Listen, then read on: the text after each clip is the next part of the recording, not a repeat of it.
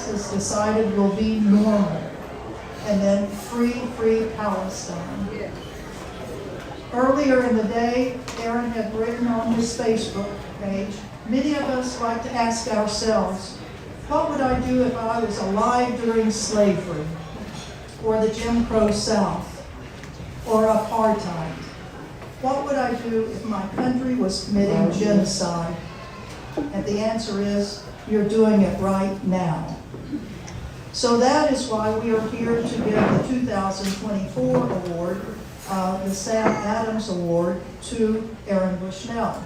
But before we actually do this presentation, we want to recognize some of the people that we have given this award to in the past for their acts of courage.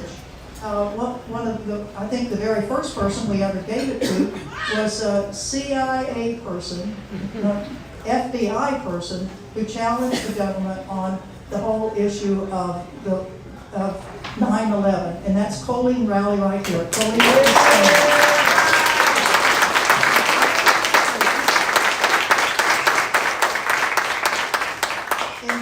didn't do it in a small way. How many pages was that letter you wrote to the director of the FBI? 12, 13. So she let them have it with both barrels. And so she was the first recipient in 2002 of the Sam Adams Award. And some of the other people that you may recognize their names and what they've done. Fred Murray, who's from the UK, former UK ambassador to Uzbekistan, that broke the news that the Uzbeks were torturing people, and the UK government didn't want to hear that. We have Larry Wilkerson, Colonel Larry Wilkerson, who was the assistant to Colin Powell, both when he was the chairman of the Joint Chiefs and also as Secretary of State. And you may say, well, why would he was part of it, and he readily admits he was part of the war on Iraq, but he also, after he left office, has been one of our most prolific writers and speakers about the need to challenge the U.S. government on its wars. And he apologizes for his complicity in what happened with the Iraq War. We have Julian Assange. Julian Assange. We gave that award to him in 2010 in the Ecuadorian Embassy in London. We've traveled with this award kind of all over the world. We have given it to Thomas Drake, who was an NSA employee who challenged the government on various issues. Yep. We have Jesslyn Radak, a lawyer who's been a great whistleblower too for the Department of Justice, on the Department of Justice. We have Edward Snowden. Edward Snowden. He's still in Moscow, and we hope someday, if he wants to come back to the United States, he can. We have Chelsea Manning, who was awarded. We have John Kiriakou, a CIA person who, even after the CIA's complicity in torture was revealed, he spoke about it in a public forum, and he was put in jail for what? 3 years. 3 years for supposedly outing the CIA when it was always public knowledge on torture. We have Seymour Hersh, the author who let us know about My Lai back during the Vietnam era. We have Karen Karatowski, who's a lieutenant colonel in the U.S. Air Force, who during the Iraq War told the Pentagon they didn't know what they were doing. We have Jeffrey Sterling, who was CIA also. We have Daniel Hale, who is finally out of jail. He was a whistleblower on what assassin drones were doing. So, and then in 2022, we gave the award to one of the best whistleblowers in the world, Daniel Ellsberg. We gave it to him right before he passed away. And Daniel was part of the telling us what was going on in Vietnam and also whistleblowing on a lot of nuclear issues. So these are people that we've already given the award to. And tonight, while we are giving this award in memory of Aaron Bushnell for what he has done, we also want to recognize that this year we have a lot of other people that have been with the federal government that have taken acts of courage, who have resigned from the government on principle. And I will read their names. We've invited them all here, but many of them are speakers. You know, they're speaking all over the country about the complicity of the U.S. genocide of the U.S. complicity in the Israeli genocide in Gaza, and now the West Bank and in Lebanon. But just to recognize who they are, seven persons have resigned from the State Department and USAID. Josh Paul, Andrew Miller, Anel Sheline, Paula Harat, Stacy Gilbert, Mike Casey, Alex Smith. We have one from the Department of Education, Tariq Abash. We have two from the Department of Interior, both political appointees that came in with the Biden administration, Lily Greenberg Call and Miriam Hassani. We have one from the White House Office of Management and Budget, and she hasn't gotten a lot of publicity on this, but I want to make sure her name is out there, Ana del Castillo. And then we have three from the military who have resigned from the military, and we have many others who are trying to become conscientious objectors to get out of the military. But the three military that have formally resigned, Major Harrison Mann, Senior Airman Mohammed Abu Hassan, and Major Riley Livermore. So let's give a big hand for all of them.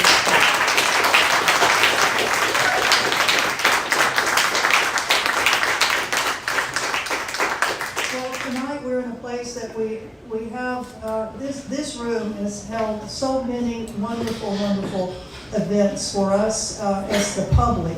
And I just want to acknowledge that Andy Shalal, who is the owner of that is always so amenable to us as the activist community, to have facilities that are so warm and welcoming to us. So Andy, again, we want to thank you so much. We're going to have several speakers tonight. It's not going to go on forever, but we do want to have the opportunity to have people give their views on some very important issues that we have going on tonight. We have the Veterans Intelligence Professionals for Sanity. How about that? Veterans Professionals for Intelligence for Sanity. Those of you all who are a member of that group, if you'll stand up.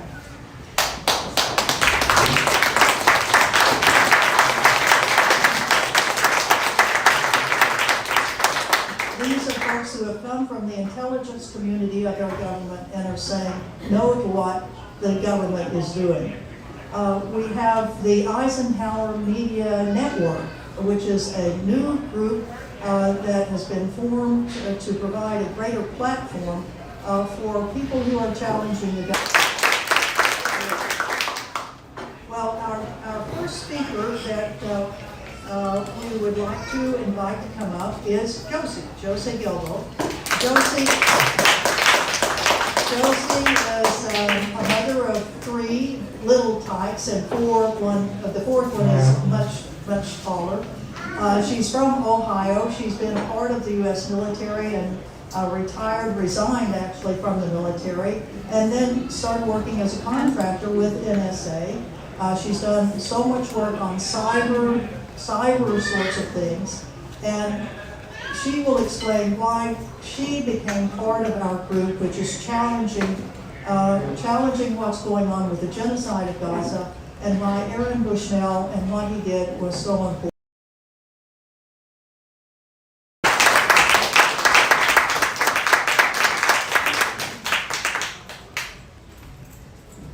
All right. First of all, it's so good to be here.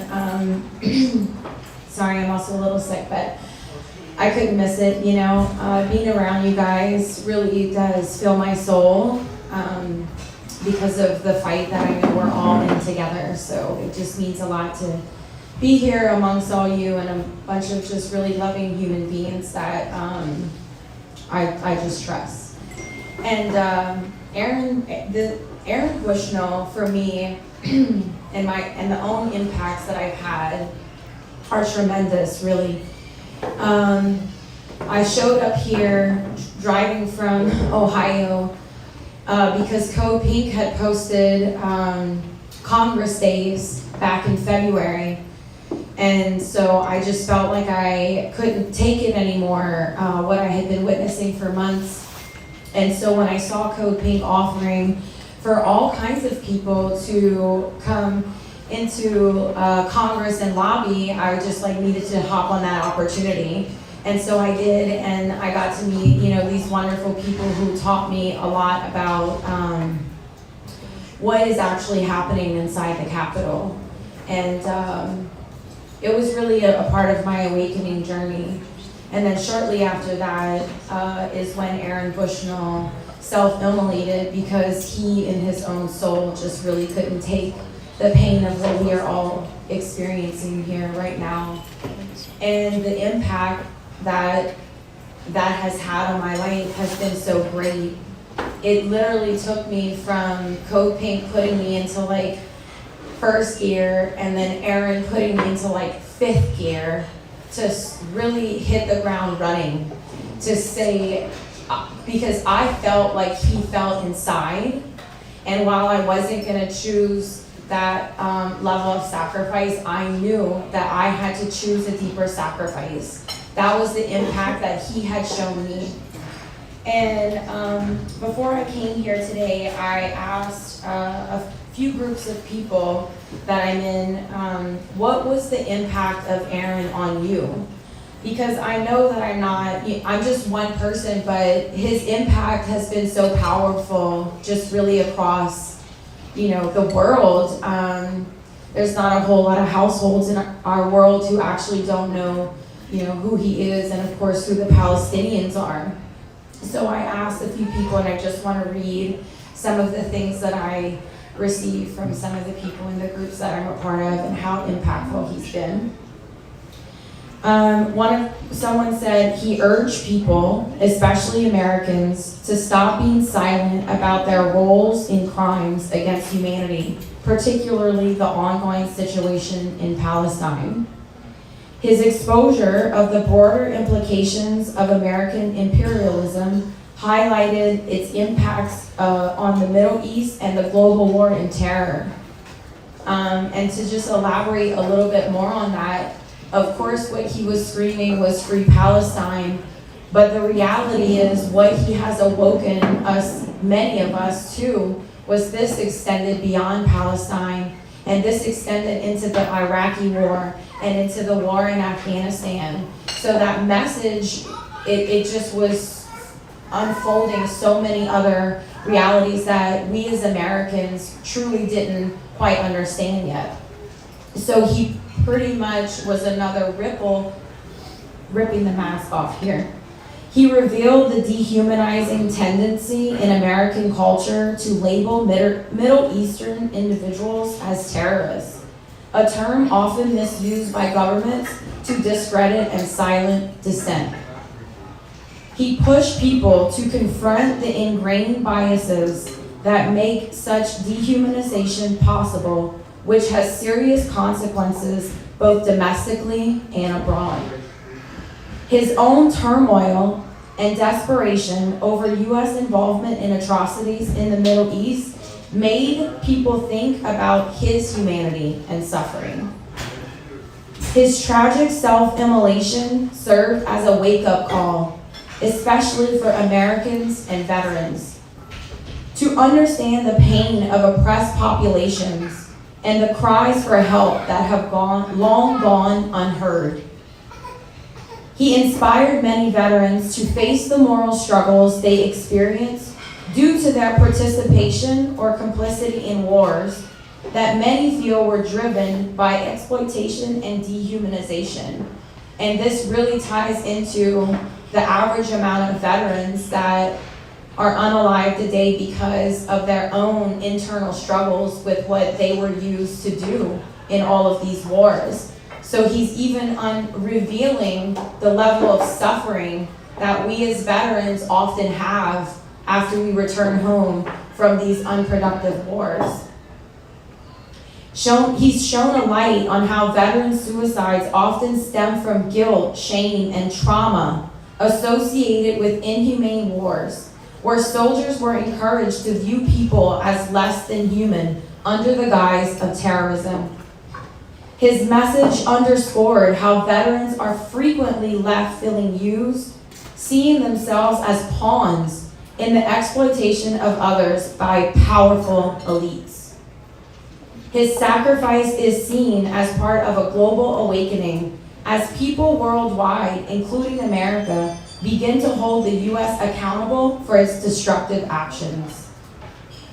He contributed significantly to a paradigm shift where people are realizing the need to act decisively to stop ongoing atrocities like the situation in Palestine, and to work towards change within their communities and society at large. His actions were not in vain. They provided a rallying point for others to seek meaningful change and resist further participation in oppressive structures. Many hope that he would be proud of the awareness and the efforts his actions have inspired to stop the continuation of these injustices. So these are just a few impacts, but honestly, I think we could probably sit here all night and go on about the wave that he has caused, not only in America, not only amongst veterans, not only amongst the active duty military, but just amongst the world, in bringing us together to realize our collective suffering. So today, I honor Aaron Bushnell for what he has done in my life, and more importantly, what he has done for my 4 children. So cheers to Aaron.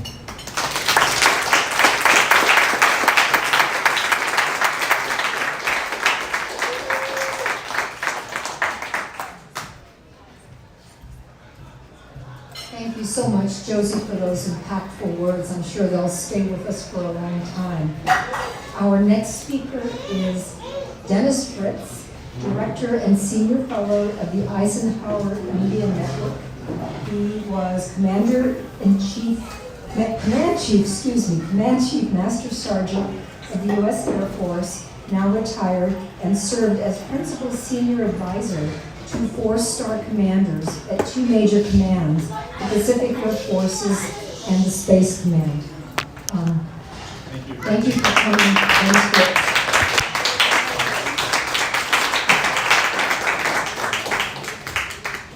Well, thank you, everybody. I used to wonder why more mature people used to have glasses to read, and now I understand. Let me just first say, I'm so honored to be here, and I'm really quite happy about the turnout. For all the hard work, Elena and Ann, well done. Really appreciate it. It gives me an opportunity to see my colleagues, new colleagues, to acquaint myself with others. Andy, as Ann alluded to, he's always been supportive of us. In fact, he was very personally supportive to me by hosting the launch of my book back in June. So I really appreciate that, Andy, and good seeing you again. I'm here for 2 primary reasons. One, as a sponsor of this, the Eisenhower Media Network, I thought it was right for me to be here. But most importantly, I'm here to honor Aaron Bushnell. Aaron was in the Air Force. I spent 28 years of my life in the Air Force. My job as a senior enlisted leader for over 10 years was to keep an eye on morale and welfare of our enlisted troops. It was only fitting for me to be here for Aaron. Some have said Aaron committed suicide. I see it differently. I see him as a person that on the battlefield, as one military member would jump on a grenade to save the lives of his fellow comrades, I see Aaron has given his life for the people of Palestine and to shed light on the genocide that is happening and taking place and being conducted by Israel and unfortunately the complicity of the United States, which he could not be a part of. He knew what he was doing. There's no doubt in my mind. He knew what he was doing. He was brave and courageous. Not like our cowardly Congress and the current administration who could do something about this genocide.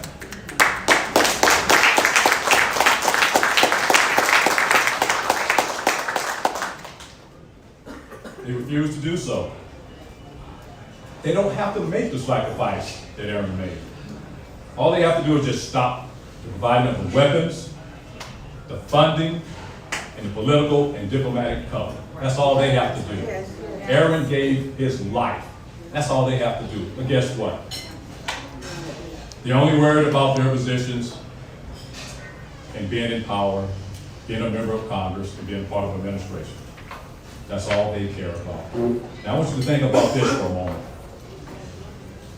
If they don't care about the innocent women and children and men that are being killed over in Gaza and now Lebanon, think how they value you and me. See, I know how they value me.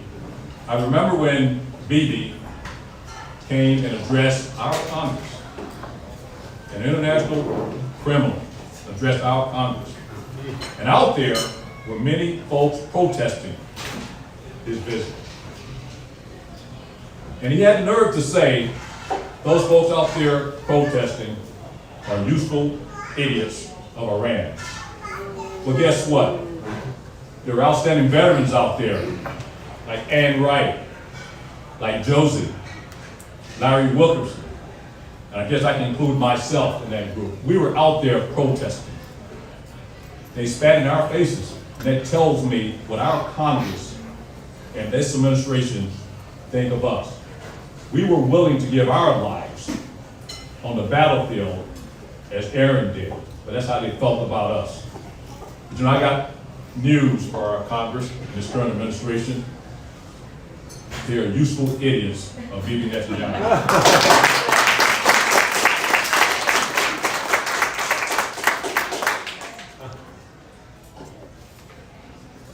Aaron didn't die in vain. He died as a hero. He gave his life in support of the Palestinian people, and he died for the sins of our United States of America. And so I'm going to end with these two words, the last two words we heard from Aaron, and that is Free Palestine.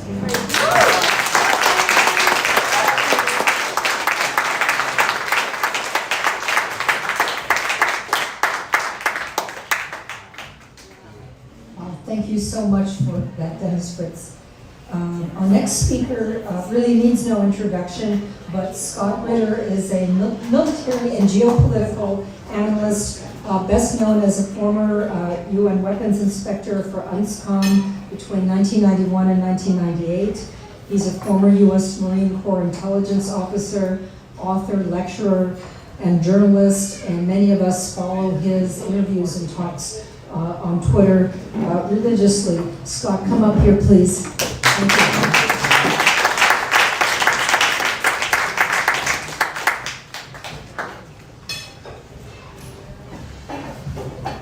Well, thank you very much. It's an honor and a privilege to be here today to finally attend the Sam Adams Award ceremony. I live in New York. Sometimes it's difficult to make the trip down, but I made sure I came today. Napoleon Bonaparte once said that a soldier will fight long and hard for a colorful piece of ribbon. And if you're in the military, you know what the hell he's talking about. Because we've all looked at the colorful salad on people's chests. It's how we measure careers. We look at people and we can tell where they've been, what they've done. But there's certain awards that stand out. The awards of heroism. The awards that we give those who go above and beyond the call of duty. But over the years, these awards have become cheapened. End of tour awards, or the package. You know what I'm talking about. You guys and gals have been there and done that. The package. You know, you go, you do your tour, and you come out, and you get the medal they give everybody who completed a successful tour. And it cheapens the award tremendously. But we also know the people that didn't get the package, but the people that wear the ribbon nonetheless. The quiet professionals, the ones who didn't want it, really aren't sure they want it on their chest now, but it was given to them so they wear it. And when you talk to them and you say, why did you do it? It's not because they wanted to be heroes. It's not because they said, I wanted that colorful piece of ribbon. They said it's because of the man on my left and the man on my right. Because of my comrades. My comrades were in trouble, and I had to help them. So I went out and I did something I normally wouldn't do. And they rewarded me. And when you sit down and you talk to these people, you realize the struggle that they face about this action, because oftentimes they didn't succeed in saving the lives of those who they went out to save, and yet they got awarded it nonetheless. A colorful piece of ribbon.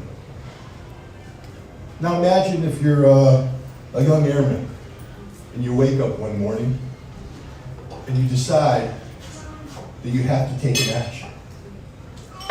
But you're not in a combat zone. You're not deployed. There's no fellow airmen to your left and your right. Instead, you have the sound of a young 5-year-old girl in her job. And you heard her voice as she cried for help. Stuck in a car surrounded by the dead bodies of her relatives, killed mercilessly by Israeli machine gun fire. Help me, she said, help me, come to me. Help me, I'm scared. They said, don't worry, we're coming to get you. They sent 2 paramedics to get her. They got within 50 meters. They cleared the route with the Israelis. The Israelis waited until they arrived, got out, headed to the vehicle, then they killed them. Yeah, Erin Bushnell knew the name of Himmer Job. She died in January 29th. He knew her name. There's some that he didn't know their names. Like the mother that walked her son across the street, said, son, hold this white flag. They won't shoot you. They won't shoot you. Bam! And they killed her. And the son stared over his mother's body and bam! They killed him again. We don't know their names, but we know they're dead. Erin Bushnell knew they were dead. And Erin Bushnell knew that he had to do something. Not for a comrade in arms, but for the innocents that were being slaughtered overseas in our name, in his name. So Erin Bushnell decided that he was going to get up and take a walk that none of us can imagine what that walk was like. Because there was no coming back from this walk. You weren't running out under fire to save your friends. You were stepping forward to make a statement, but a statement you didn't know was going to be heard. There was no way Erin Bushnell knew that his actions would be appreciated. And yet he stood there bravely, covered himself with flammable liquid, and set himself on fire. His last words were free Palestine. Erin Bushnell, brother, we got your back. We're not going to let you down. We weren't there for you when you made the ultimate sacrifice, but we're there for you now. We're with you, brother. We're going to complete your mission, free Palestine.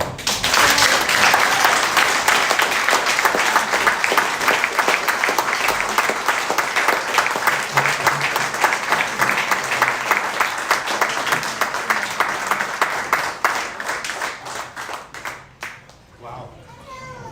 Well, great speech.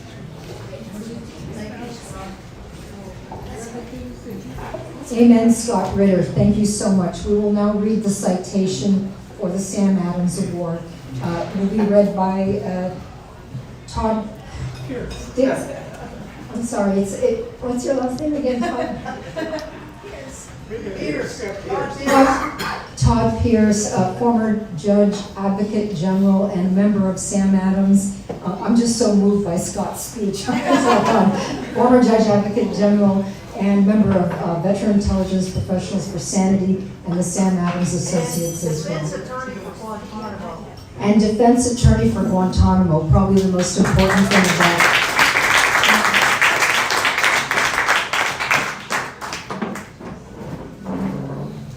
We'll be presenting this citation to Aaron's friend, who I guess is not here yet. but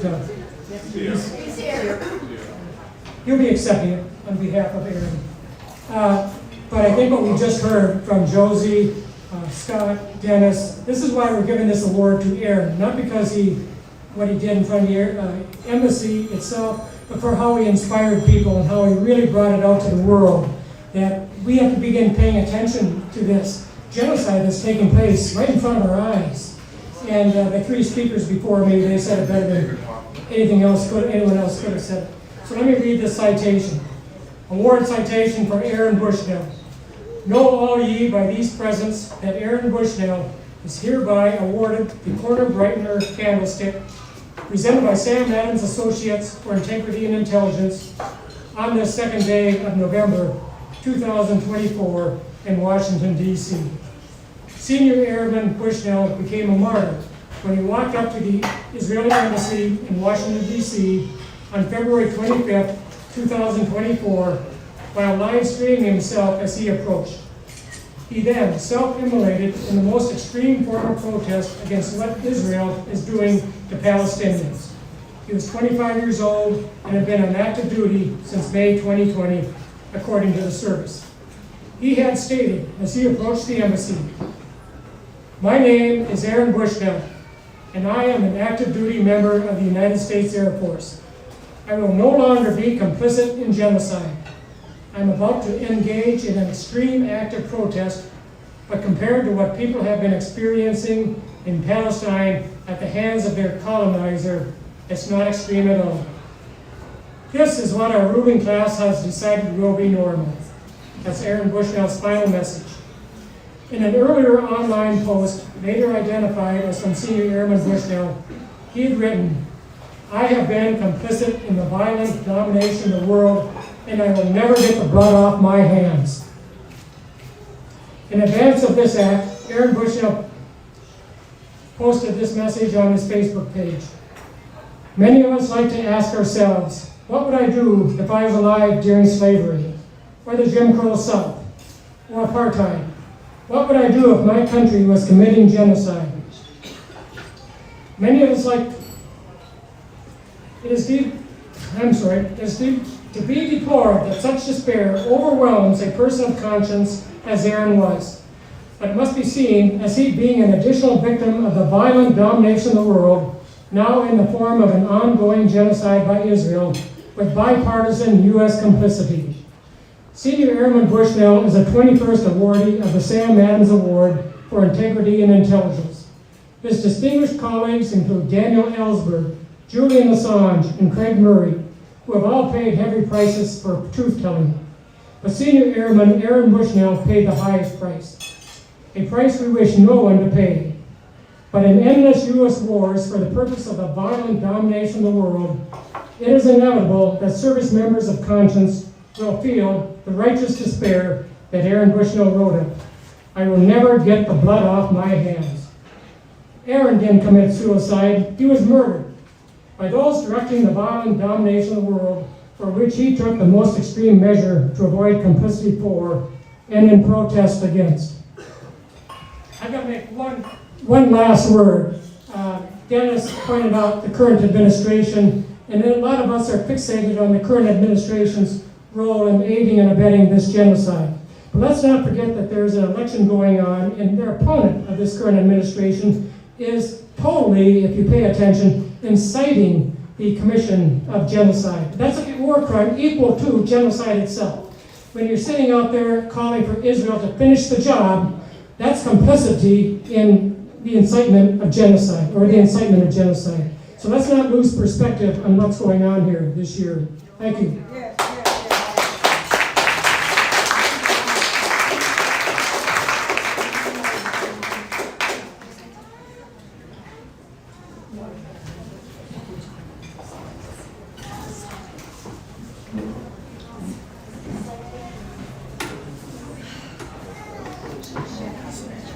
There are seats over here. A few people back there want to come sit. There's a few seats here.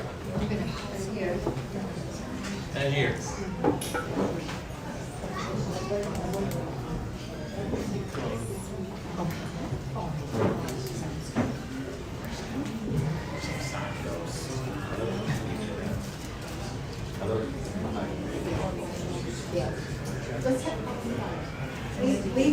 Pierpont?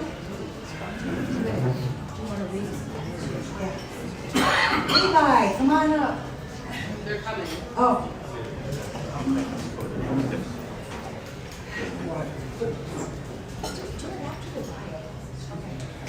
Levi. All right, Levi's coming up, great. Okay, so we are honored to have someone who actually personally knew Levi Pierpont in basic Air Force training, and he's going to accept the award. Levi Bushnell and Levi Pierpont met in May 2020 at Goodfellow Air Force Base at the beginning of Air Force basic training. They spoke and texted often, even after basic training ended, and they pursued different divisions of Air Force Tech School. Bushnell for cybersecurity and Pierpont for operations intelligence. Levi later started to ask the questions that would ultimately lead him to seek discharge as a conscientious objector. The last time they saw one another was in January 2024 in Toledo, Ohio, after Bushnell moved to Akron for SkillBridge, a transition program for members about to separate. They talked about Pierpont's CO discharge, which had been approved in July 2023. Levi has spoken and written many times to help the public understand why Aaron's actions were so important to us all. Levi recently returned from a Palestine solidarity trip to the West Bank, his first trip to the Middle East, actually where he went to the street named after Aaron Bushnell. And we now have lit the corner brightener that we hope will lead to more people of conscience like Aaron Bushnell, like Levi, who's going to accept, and I can hold this because you're going to talk here. And we also, again, want to have a moment of silence right now for Aaron Bushnell.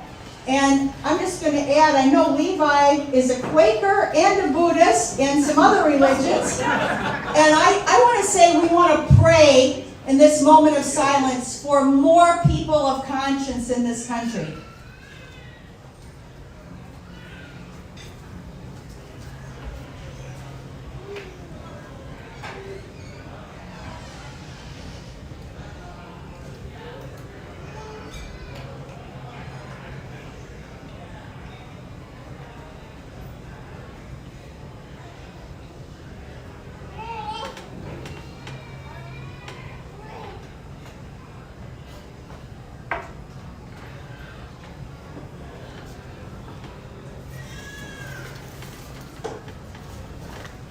So we present the citation and award to Levi Pierpont, and thank him so much for being a friend to Aaron Bushnell.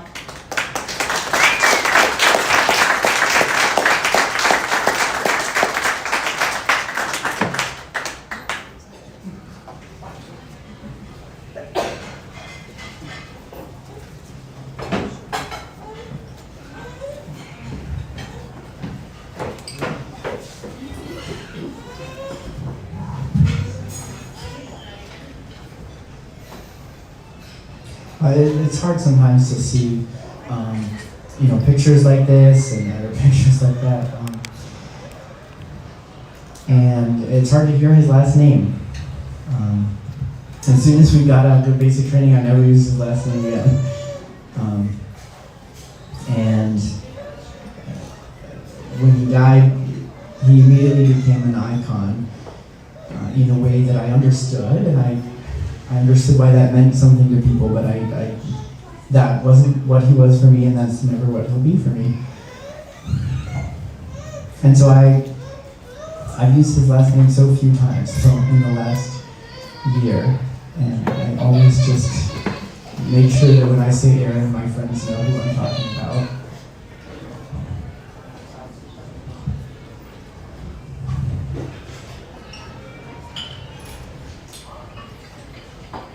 I think a lot about our strategies. I think a lot about the effectiveness of different protest strategies, and I think about why somebody would decide to die in this way. I think often about the networks of organizations that work across the country, across the world. I was talking to a dear friend at home who's involved in labor organizing as well as Palestine organizing, and I told him, you know, I said, I'm just glad that everybody's just doing what they can, you know, and as long as we all just keep doing what we can in our little corners of the world, then maybe that'll do something, right? And Jared's a very sweet person, but he immediately just said, I don't think so. He said, and I texted him so that he would send me this in his exact words. He said, the forces we are up against are too massive for us to defeat or even survive unless we work collectively. Somehow we need to build the unity, vision, and will to fight that can sustain a long-haul, protracted struggle against the American empire. That takes engaging with the people around you, the not fascist ones at least, in real and sustained ways, and holding each other accountable to a political vision of a world in which Palestine is free. And he shared a quote by Kalia Kuno, which says we must abandon our deficit-based perspective of scale and pivot to a perspective of bounty, one that appreciates the value of a multitude of autonomous organizing projects engaged in meeting people's material and social needs and stimulating their productive capacities. We do not need uniformity in the practices and structures that enable our material and social life. Rather, we need their coordination along democratic lines of equity and equality. In other words, it is not enough to have people across this country who care about Palestine. The majority of Americans care about Palestine enough that they would like the bombs to stop at least by now. And it hasn't stopped it yet. We often talk about Aaron's death in the language of sacrifice.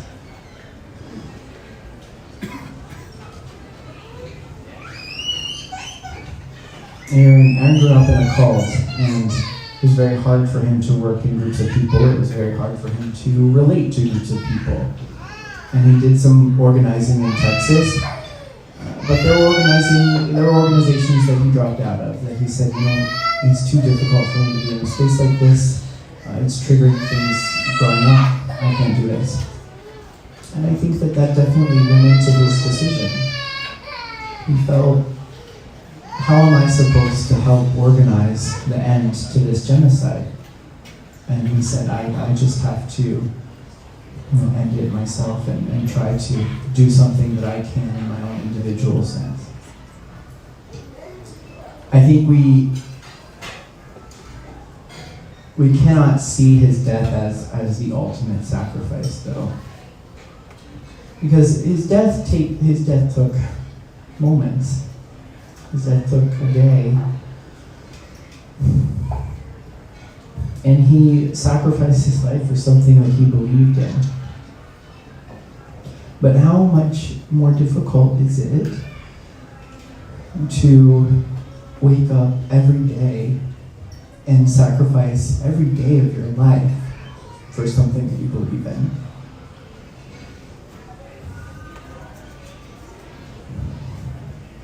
And that's more difficult because you have to keep yourself involved. You have to keep yourself from burning out. You also have to put up with other people. And so I want to ask you all, think seriously about the sacrifices that you're making. And please don't think that they are that different from the sacrifice that Aaron made. He made a hard sacrifice in a moment. And many of us are making hard sacrifices every day for years. I want you to understand the weight that comes with that. Give yourself the grace that you need to that comes with that. And understand that our fight is not against the Israel lobby or against whatever. The fight is against the American empire and against capitalism. So, thank you for all being here, to appreciate what Aaron did and to honor what he did in this way. And for what it's worth, Aaron would be so inspired by so many of you. And I wish things were under different circumstances.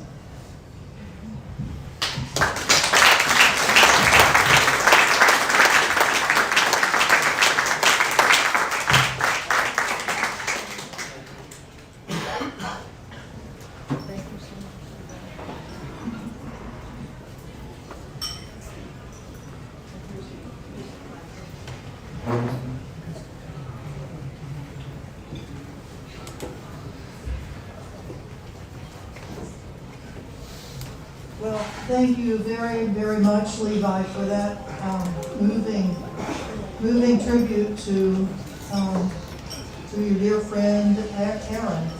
And you've given us a perspective on him over the period since February 25th, with the various times that you've offered your comments on television and writing and things like that. So I think we all feel we know Aaron a little bit from what you've been able to give to us. And I know he gave his life for Palestinians. And I don't know, Hazami, are you here? We've asked this, Hazami might have been here. Hazami represents the Palestinian community, I think, here in Washington, D.C., so much because she, and how many of you all have been to either Kibbutz Lincoln or Kibbutz Embassy? Stand up, because you all, as a part of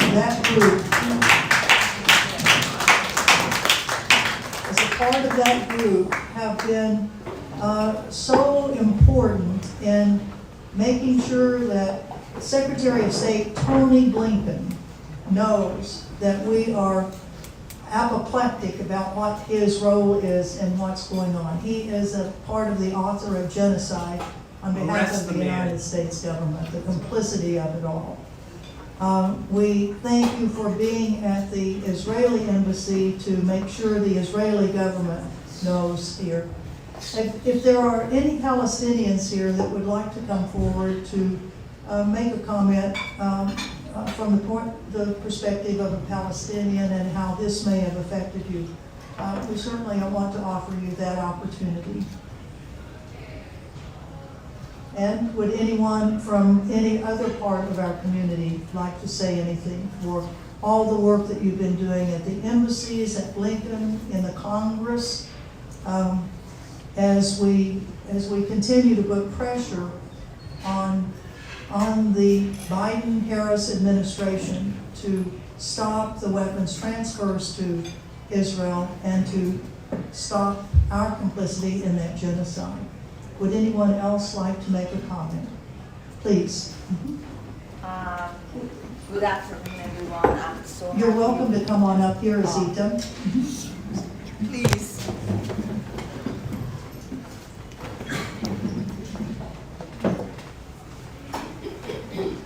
Come on up. Well, good afternoon, everyone. I'm not a speaker, but I want to just thanks everyone for the effort we did, struggle against the genocide. I want to tell you the effect that Aaron Bushnell did on me, actually. I remember when this happened and exposed to the viral in the media, social media. The next day, lots of us, I see the faces, we were next to the Israeli embassy. And I saw the gray ashes, the sign over there. It was so painful to see someone 25 years old give their life on that situation for the Palestinian people. Then from that moment, I decided to join and do something, because he did so much, so we can do little to helping him to achieve the things they say, free Palestine. And I'm sure we're gonna get there. Thanks, everyone.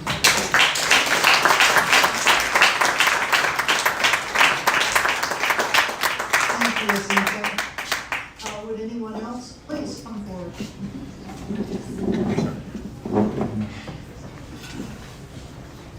Not much of a public speaker, so cut me some slack. All right, so my name is Noel Cadre, I'm a Marine Corps veteran. And something I want to say about seeing the video of Aaron Bushnell setting himself on fire. I had only known bits and pieces of what the Israeli-Palestinian conflict was. You know, growing up between Miami and Chicago, years of propaganda shoved down my throat. Unparting myself from leaning too far on one side and looking at the humanity of the situation that Aaron Bushnell's death opened my eyes to. And just seeing me as just a service member, let alone a human being, our leaders said nothing. Yeah. Army, Marine Corps, all the commandants, all the high-ranking generals said nothing. But he was a kid, 25 years old, maybe a couple years younger than my younger brother. What does that say to you? When our leaders try to shove a narrative down the throat, pretend the kid did not set himself on fire, then after that, other people set themselves on fire. Think of what that takes. Aaron Bushnell choosing to wake up one day and say, I'm going to give up my life for the thousands of women, children, and men being murdered en masse. Not 1,000, not 2,000, not 3,000, 100,000 under the rubble. What does that make you think and feel as a human being? And so, hearing Aaron Bushnell say, free Palestine, set something like me, and I'm sorry to check out because it makes me think of certain way. It feels certain way. Hearing Aaron Bushnell, watching him give his life, makes me want to go after AIPACs, makes me want to go after the representatives and the U.S. leaders who politically know that they hear our voice. 60% of Democrats, a growing majority of people who have uncoupled themselves from being one party to the other. And here we are. Look at all of us collectively from every race, religion, belief, creed. And this is what we need to grow. And then we need Aaron Bushnell and other people who know the things. Thank you. Free Palestine.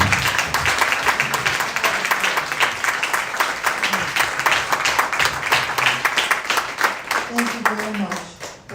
Kathy, please.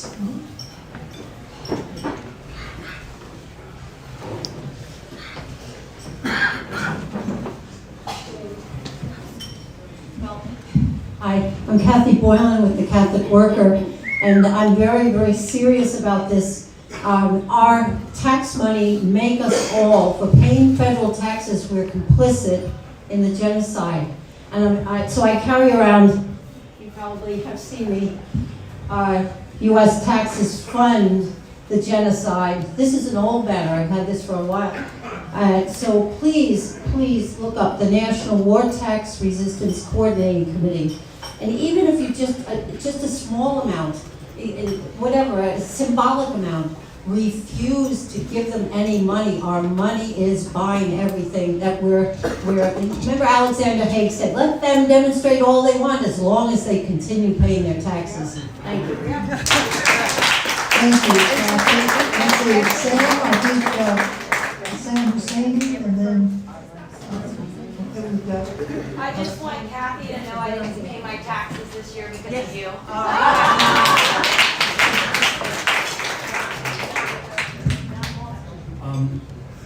This such a wonderful evening. It's weird to say wonderful. And people have spoken to the moral aspect of it, which I think is the most important. But I've had a fascination with self-immolation for many years, because I viewed it as, from my Christian background, as this incredibly self-sacrificing act. Father Daniel Berrigan likened it to, that people don't understand what's happening with that, and that they have lost, Christianity has lost something, in that it doesn't understand that contemporary mass Christianity. But I also want to pay homage to this, in most self-immolators in the United States. The Arab uprising started with a self-immolator, and then there were several other self-immolators in other Arabic countries trying to literally not sacrifice themselves, but to give their lives. So that not out of the typical despair of a veteran that we see, that's tragic, but to go out in a way that hopefully helps those around you, those whom you love.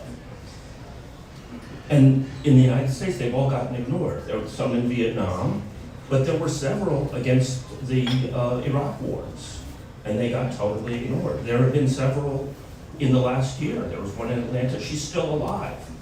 I tried to get her name, Jane Doe, in Atlanta, in front of the Israeli consulate. Matthew, in front of the Israeli consulate in Boston. This strategy, and I don't know, maybe it's because he's a military guy or something, he live streamed it. He planned it out.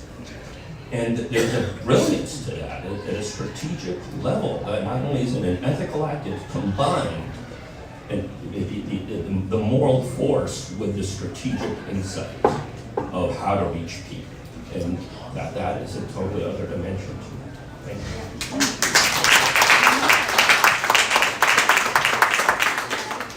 Okay, please, Michael, please come up.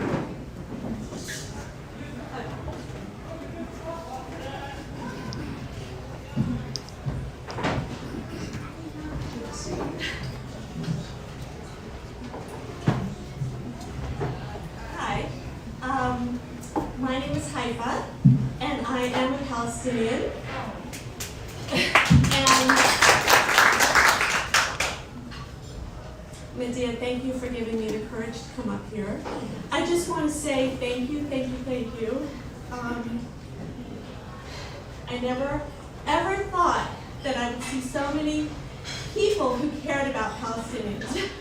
So I just want to say, growing up as a Palestinian in the United States was so hard, and it's still hard, and it's so complicated for so many people.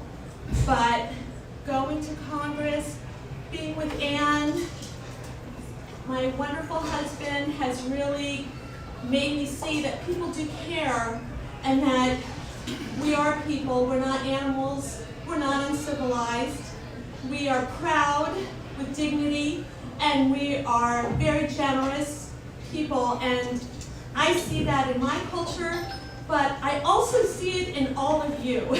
So I never thought that would ever happen. And I wish my parents were here to see this. They're from the West Bank, from Ramallah and Jerusalem.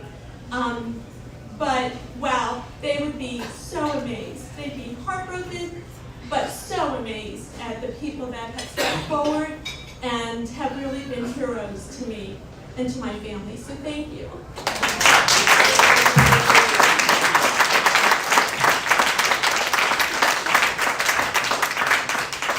Thank you so much, Haifa.